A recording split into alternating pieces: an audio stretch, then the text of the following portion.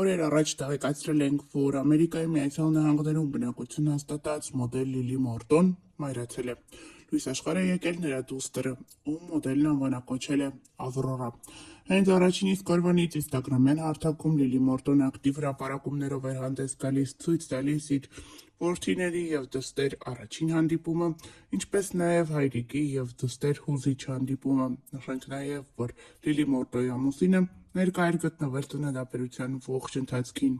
Այս կադրերը եւս հայտնվել էին համացանցում։ Համացանցի օգտատերերը շտապում են շնորհավորանքներ ուղղել այս աղջկան եւ ջերմ խոսքերով երջանիկ մայրություն մաղթել։ Դե իսկ Լիլի Մորտոն րոպեներ առաջ ինստագրամյան հարթակում հրապարակումով է հանդես եկել, ցույց տալով, թե որքան շքեղ են դուրս գրել իրեն եւ դիմավորել տանը իրեն եւ փոքրիկ Ավրորային։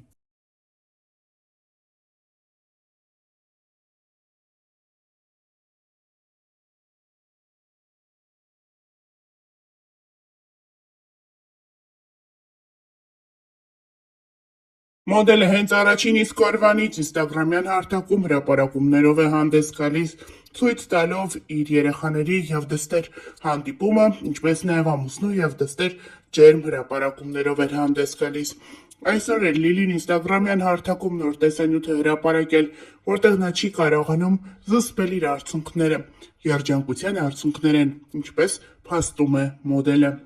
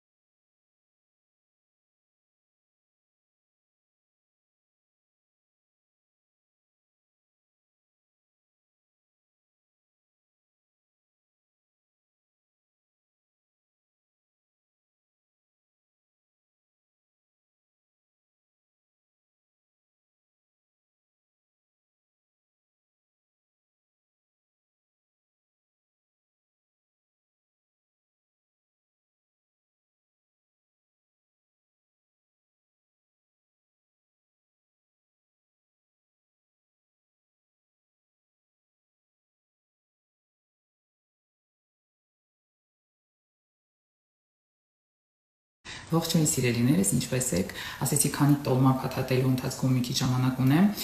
մի երկու բառով իմ նոր տեսահոլովակի մասին խոսել։ Նախ ուզում եի ասել, որ 2 օրում 500 միլիոն դիտումը դա արդեն շատ արդյունք է։ Իսկ ովքեր չեն դիտել, խնդրում եմ մտեք իմ YouTube-յան ալիք, լայքեք, կոմենտեք, ինչու՞ չէ նաև subscribe եղեք։ Ուզում եմ անցնել բուն թեմային։ Հիմնականում մեկնաբանությունները շատ լավն են, շատ շնորհակալ եմ բոլորիդ արձագանքների համար, բայց բոլոր սոցիալական կայքերում կան քննադատական կոմենտներ, որոնց հիմնական բնույթը այն է, որ Ինչու ես չեմ երգում ինչ որ լուրջ երգեր, ինչու միշտ ինչ որ թիթիզ, ոչ լուրջ, անլուրջ երգեր եմ երգում։ Սիրելիներս, լուրջ երգեր, այսինքն ինչ եք ուզում երգեմ։ Թամամ աշխարհ բդուդեգա։ Հա, տենց երգեր երգեմ, թե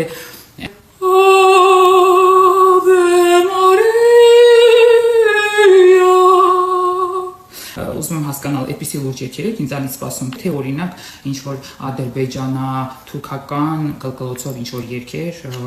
կամ չգիտեմ ինչ որ մուղամ, ինչ եք ինձանից սպասում, ուզում եմ հասկանալ։ Շատերդ ինձ սկսել եք ճանաչել հումորային ասպարեզից, եւ այդ իսկ պատճառով ես այդ նույն